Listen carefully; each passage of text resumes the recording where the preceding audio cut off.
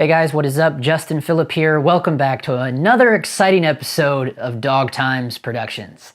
So I have a 3-day shoot coming up, and this one is a total one-man band run and gun style shoot for 2 of the days. So let me tell you what we got going on. The first day is going to be what I call man on the street, which is me just shoulder rigging it up and a guy on camera with a microphone polling randos and getting testimonials from them at this live event. I will also be doing some, some establishing shots of the location. And the second day is mainly B-roll. I'm gonna get some time lapse and some stuff like that of people at the event. And the third day is just the actual recording of the event. You know, two cameras on a tripod, and one mic over on the stage, and bada boom, bada bing. So it's kind of working in the order of from hardest to least hardest, in my opinion. So man on the street stuff is, let me tell you how I used to do man on the street style interviews where it was okay to have the microphone on camera and specifically sometimes being handheld. So back in the day, I used to just do this, and I've seen guys on YouTube do this before. This is an H1 Zoom, the kind of an old school little recorder, but great little recorder even still to this day, I think. And I would just put this little cover on it, and I would hit record, slide hold. You know, I always tell people it's like those old school CD players, if you remember those. Did I date myself? And then you just slide this on hold and give it to them, and then blah, blah, blah. They just talk away, and it's recording directly to the card. 2 downsides of that is, one, you have to sync it in post, which isn't a problem if I was editing it myself. I don't care. I don't mind syncing in post. When I do all my own narrative stuff, I always do dual audio because it's just easier on me not to have wires all around my camera. So I don't mind syncing in post, but sometimes with a lot of these conference gigs or live event gigs, they just want you to hand over the footage to them, and they do not want dual audio unless it's like a safety track, which I always do. I would always do dual audio anyways for those jobs, just to have, so they would have a safety track. They do not want to sync in post. They want it already recorded live into the camera, which you can't really do with this. This is for dual audio purposes only. Another downside is you can't monitor this. There's no way to monitor this. So you just give it to the guy, or a lot of times I do what I call poor man's lav, which is just a lav mic connected into the microphone slot here, and hit record, put an okay level on it. Anywhere from like 50 to 75 is usually the safe zone, and just drop it in their pocket, and you clip it somewhere on them and just say, oh, I hope there's no distortion. But about 60% of the time you'd get the audio back, and every now and then there'd be ruffling from the clothes or this and that, and you go, oh shit. You just didn't know that it was happening because there's no way to monitor this guy. It's a poor man's lav, or a poor man's handheld mic. And these things are fairly cheap. You can get these for like $75. Let's be real here. You can probably get these for even $50 if you're looking at the right time, especially here in Los Angeles. But I always keep 2 of them around, and they always have the little you can pop the micro SD cards in there. 16 gigs is going to get you a long ways for audio. Because I still keep them around. I still do poor man lavs with these, and I also they're nice to like throw on a boom, and then maybe get some weird boom audio and just run a long cord into your Tascam or whatever you're using for a sound mixer.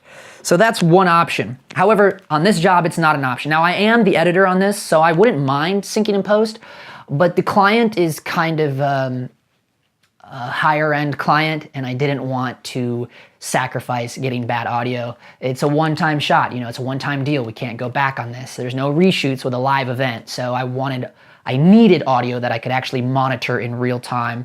So this just wasn't an option on this particular job. So, and then this is the new adventure here. So here is my setup for this live event. So this is my setup for the live event coming up. As you'll see, it's my normal little setup here, except I have a few extra things. You'll notice I have this bad boy on the back, and the lens isn't a usual Cine lens. For live events, I don't really shoot Cine lenses. This is one of my favorite run and gun lenses. It's the Tamron 28 to 75 millimeter f2.8. It's a consistent 2.8, but when it's on the Metabones, it is a consistent f2.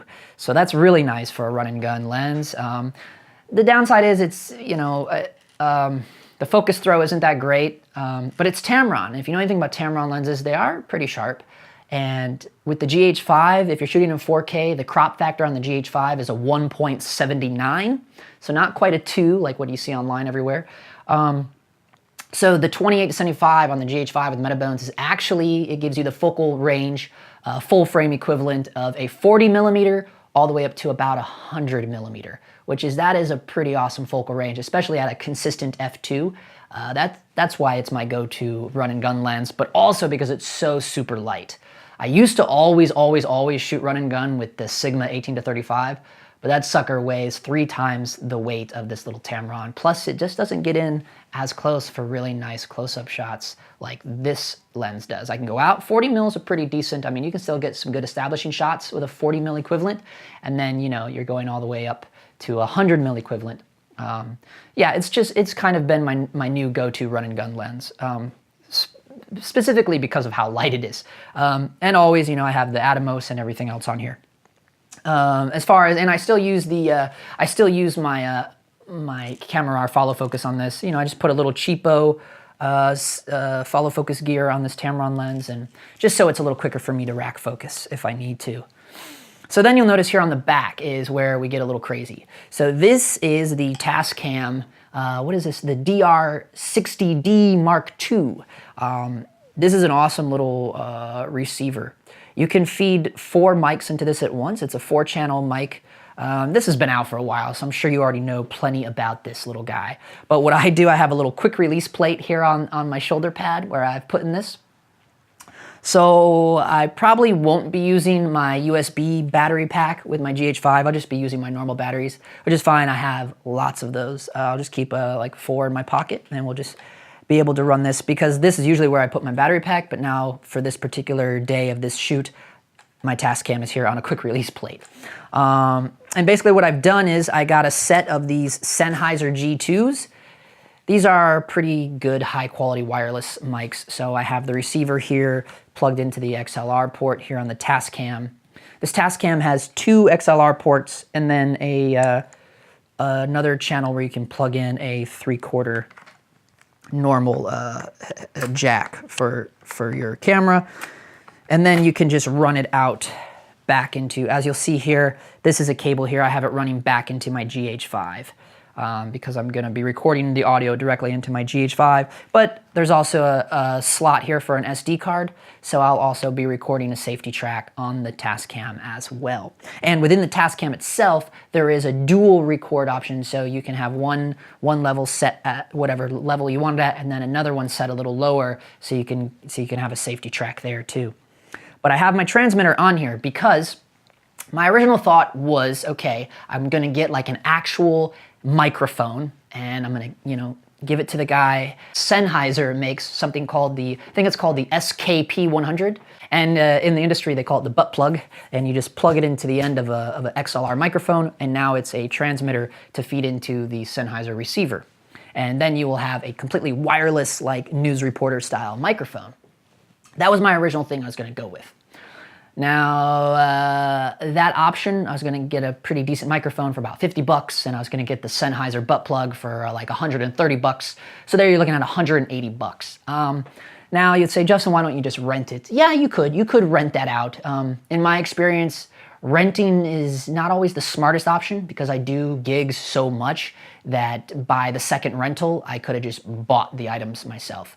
And owned it and had it for any future gigs I want. Also, you notice like when you first see the rentals like on ShareGrid or something like that, the price looks kind of low, and then you add it to the cart, and then you go to pay, and then there's other fees applied, and depends on how long you need to have it. You may not be able to return it the next day. You may need it for a couple days, and the rate goes up on that, and then insurance gets applied, and before you know it, it's already like, you know, for you know, $40 or $50 more, you could just own the product and have it yourself. So I'm just not, it doesn't always make sense for me to rent things. So with keeping that in mind, obviously I'm not gonna use an actual handheld mic very often. So I was like, man, I need to find one that can also suffice as maybe like a boom mic option too, because I will use it a lot as a boom mic, especially you can use it in narrative work, you know, talking head stuff with a boom mic, and the butt plug would be great for that because I could just plug it into that mic again and then have, and this, you know, this receives 2 channels at once.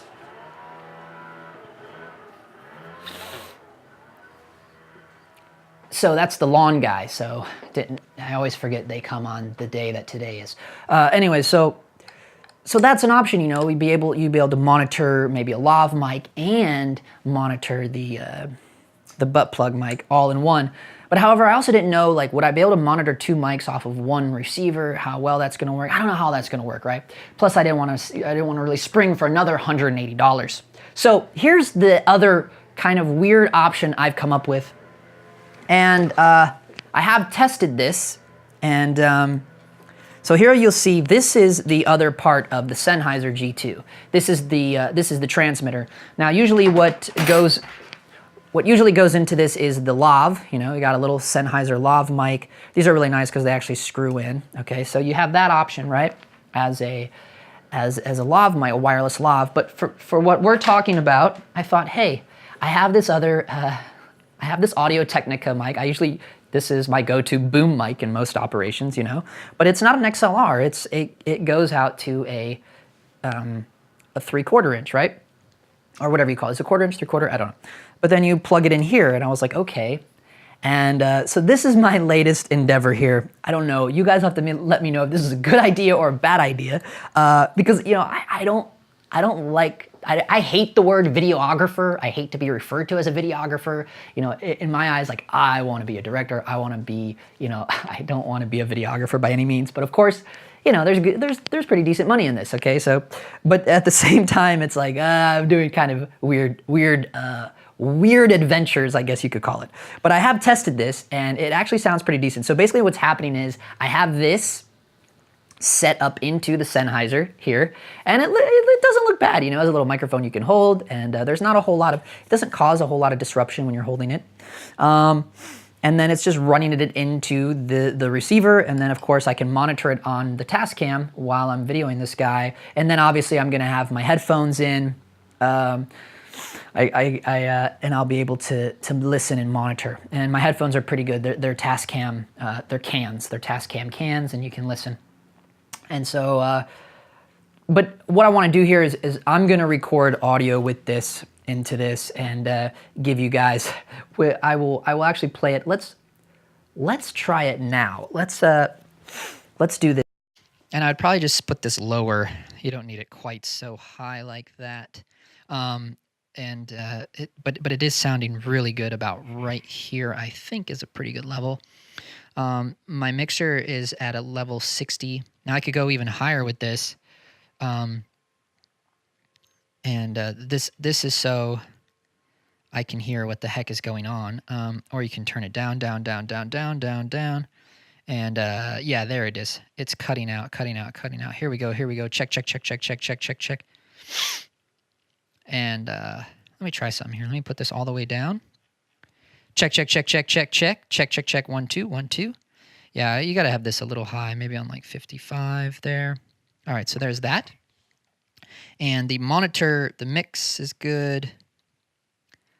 Yeah, okay. So I think this is pretty good settings, and I put the camera out on the high zone there. And it's getting a pretty good level.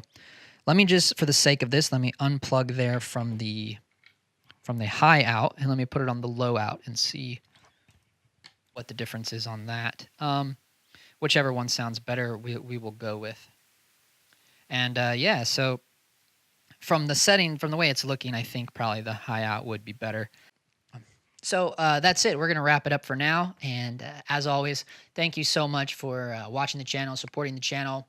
And yeah, if you're on Instagram, be sure to hit me up on there. I'm at JP on Film, and but if you're being directed there from the YouTube world, just be sure to DM me, send me a message, and let me know, like, hey man, I saw your channel, whatever, I'm hitting you up, and then that way I'll know who you are and be sure to follow you back. And then, as always, if you're brand new to the channel and you haven't checked out my stuff, go over to justinphillip.net/cinematography, or just check out my whole website. I do a lot of stuff. I've been working in the film industry since 2011. I'm a member of SAG-AFTRA since 2011, and I've been doing a number of things. And you can check out also, there's a tab on there called Dog Times Productions, and that's where I have links to a couple of the short films that I directed and produced and co-wrote. and those are available on Amazon Prime for you to stream and watch if you have Amazon Prime. And if you don't have Amazon Prime, it's only 99 cents to rent it. It's just a couple short films, but I like to think of them as high end. I have one of my favorite cinematographers film both of them for me. He shoots on Blackmagic, and so I encourage you guys to just check out my site, and hit me up, send me a message, and so I'll be sure to follow you back. As always, thanks for watching. And I will be posting the results of this stuff. I have to edit a little 2.5-minute promo trailer for this thing that I'm going to be shooting, so you guys can really critique and judge me and kind of walk you through the workflow on it.